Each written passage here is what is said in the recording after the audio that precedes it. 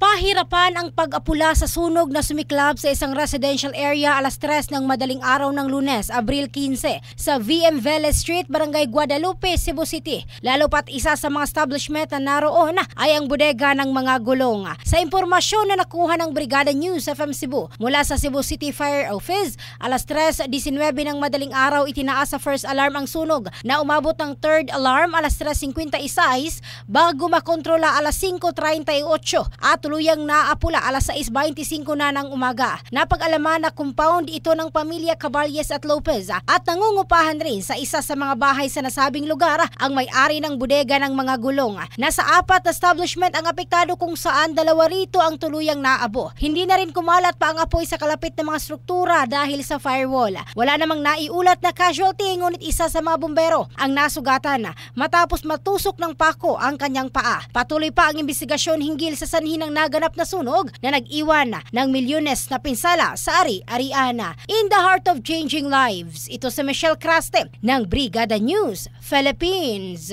the Music News Authority.